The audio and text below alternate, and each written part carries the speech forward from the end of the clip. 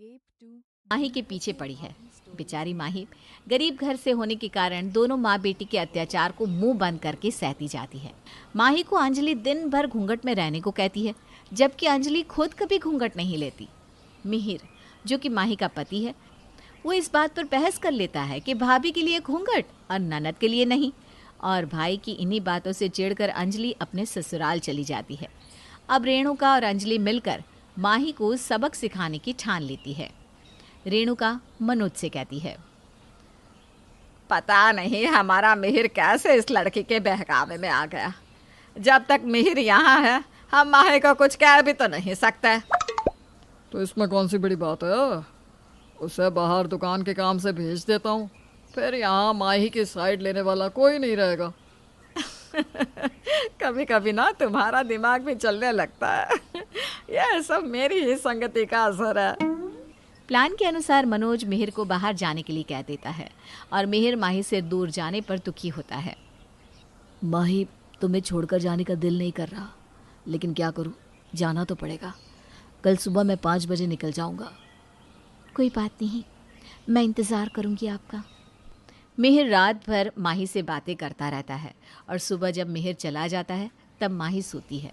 जैसे ही माही की आंख लगती है वैसे ही रेणुका चिल्लाने लगती है, महारानी अभी तक पलंग तोड़ रही है।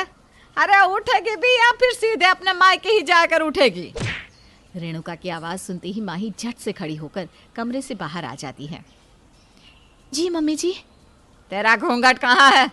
नींद के साथ साथ घूंघट भी कमरे में रखाई? मेरे बेटे ने थोड़ी दया क्या दिखा दी? तुमने तो खुद को इस घर की महारानी ही समझ लिया।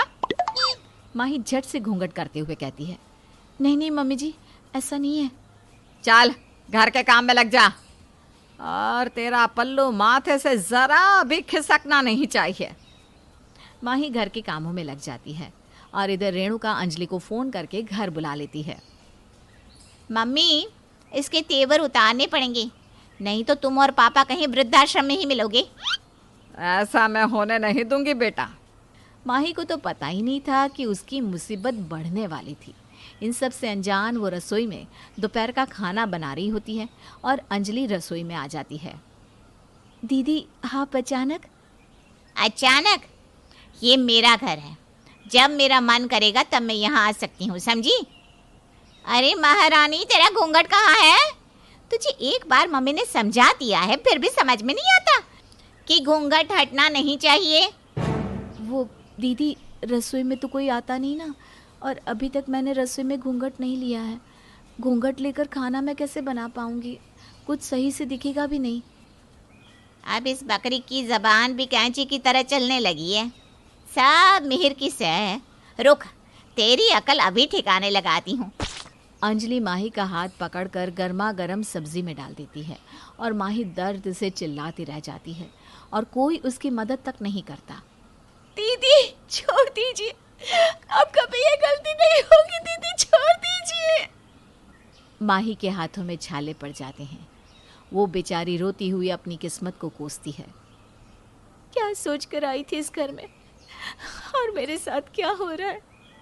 भाभी के लिए घूंघट और बेटी के लिए नहीं, ये कहाँ का न्याय है भगवान? हाथ जलने के कारण माही को बुखार हो जाता है और फिर भी वो दर्द में भी काम करती रहती है। अगले दिन अचानक प्रवीण अंजलि से मिलने वहाँ आ जाता है। प्रवीण को देखकर अंजलि सहम जाती है और सोचती है, इस हालत में अगर इन्होंने माही को देख लिया तो क्या होगा? मेरे ससुराल में भी मेरे साथ यही हुआ तो? तभी प्रवीण कह उठता है, अरे माई भाभी, ये सब क्या है? आपके हाथ तो जले हैं, फिर भी आप काम किए जा रही हैं। और इस जमाने में भला घूंघट कौन ही रखता है? हटाइए इसे। अंजलि, क्या है ये? तुम लोग इन्हें घूंघट रखने से मना क्यों नहीं करती? अरे मैं और मम्मी तो रोज़ कहते हैं घूंघट मत कर, लेकिन ये माने तब ना। देख लो, अभी भी नहीं हटा रही। अब आप ही बताओ, इसमें हम क्या करें? हमारी भाभी ना थोड़ी पुराने ज़माने की है। चलो ठीक है, अगर आप अपनी मर्जी से ये सब करती हो तो कोई बात नहीं, लेकिन अभी के लिए काम मत कीजिए। हाथ सही हो जाए तब करना। इतनी बात तो आप मेरी मानेंगी ना? प्रवीण माही के हाथों से झाड़ू पोछा छीन लेता है और उसे उसके कमरे में भेज देता है। फिर थोड़ी देर बाद अंजलि और रेणुका से गपशप करके प्रवीण कहता है, ठीक है, मैं चलता हूँ मम्मी जी। और हाँ अंजलि, तुम भी घर जल्दी आ जाना। तुम्हारे बिना मेरा मन नहीं लगता।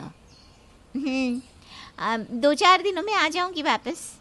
इतना कहकर प्रवीण चला जाता है और उसके जाते ही अंजलि और रेणुका माही पर चिल्लाने लगती। इधर प्रवीण की चाबी घर पर छूट जाने के कारण वो वापस चाबी लेने घर आता है और सब सुन लेता है। ओए महारानी, उठ जा अब। बहुत सोली, चल काम कर। दूसरे को देखकर गाय बन जाती है। उठती है या दूसरा हाथ भी जला दूं? नहीं, मैं काम करती हूँ, मेरे साथ कुछ मत करना। माही की ऐसी हालत देखकर प्रवीण की आंखें छलक पड़ती हैं और वो चुपचाप बिना आवाज़ किए वहाँ से चला जाता है। अपनी गाड़ी में बैठकर वो सोचता है, मुझे माही भाभी के लिए कुछ ना कुछ करना होगा, नहीं तो ये लोग उस बेचारी को जान से मार देंगे। अंजलि को तो बाद में देखता हूँ।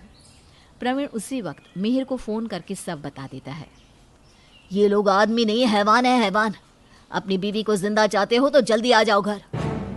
मैं अभी यहाँ से निकल रहा हूँ। मिहिर अपने घर के लिए निकलता है और अगले दिन बुखार कम ना होने के कारण माही की हालत बहुत ख़राब हो जाती है और सुबह झाड़ू लगाते वक्त उसका घूंघट सिर से गिर जाता है और अंजलि उस पर बरस पड़ती है। कल तेरा हाथ जलाया, उसके बाद भी समझ में नहीं आया कि घूंघट गिरना नहीं चाहिए। चल तू निकल मेरे घर से, अपनी माँ के घर जा। मेरे बेटे की मैं दूसरी शादी करूंगी। नहीं मम्मी जी, मुझे मत निकालिए यहाँ से। मेरी माँ मर जाएगी मुझे इस तरह देखकर। तेरी माँ का ठेका हम लोगों ने ले रखा है क्या? है? एक तो दहेज में फूटी कोड़ी तक नहीं दी और ऐसी बेटी हमारे माथे मत दी। इतना कहकर अंजलि माही को मारने के लिए हाथ उठाती है और उसी वक्त वहाँ मिहिर प्रवीण के साथ आकर उसका हाथ पकड़ लेता है। माही रोते हुए मिहिर के गले लग जाती है। अरे बेटा, इस मगरमच्छ के आंसू पर मत जाना। इसने जो किया तुझे क्या बताऊं बेटा। बस माँ बस, मैंने और प्रवीण ने सब अपनी आंखों से देखा है कि किस तरह आप लोग माही पे अत्याचार करते हैं। मैं यहीं खड़ा सब देख रहा था। मेरी माँ इतनी गिर जाएगी मैंने सपने में भी नहीं सोचा था। माही, अपना सामान पैक करो, हम 1 मिनट भी यहाँ नहीं रहेंगे। माही और मिहिर घर छोड़कर जाने लगते हैं। तभी अंजलि प्रवीण से कहती है, चलिए जी, हम अपने घर चलते हैं। प्रवीण अंजलि को एक तमाचा मारता है। भाभी के लिए घूंघट और बेटी के लिए नहीं? तुमने कभी आज तक घूंघट लिया है मेरे घर में? कभी नहीं। फिर भी इस बेचारी पर इतना अत्याचार। अच्छा हुआ भगवान ने तुम्हें बच्चे नहीं दिए, नहीं तो मैं तुम्हें छोड़ नहीं पाता। लेकिन अब मेरी जिंदगी में तुम्हारे लिए कोई जगह नहीं है। जिंदगी भर अपनी माँ के साथ यहीं घूंघट घूंटा खेलती रहो। नहीं, आप मेरे साथ ऐसा मत करो। मम्मी ने समझाओ ना, मैं नहीं रह पाऊंगी इनके बिना। अब शायद तुम्हें माही भाभी की तकलीफ का अंदाजा हो पाए। प्रवीण अंजलि को छोड़कर वहां से चला जाता है। रेणुका और मनोज मिहिर को रोकने लगते हैं। बेटा, इस बुढ़ापे में हमें छोड़कर मत जा। आपकी हरकतों के लिए तो मुझे आपको जेल में डलवा देना चाहिए, लेकिन मैंने ऐसा नहीं किया। वाह रे घूंघट, तुमने तो पूरा घर ही तोड़ कर रख दिया। माही को लेकर मिहिर हमेशा के लिए वहां से चला जाता है और रेणुका रोती रह जाती है।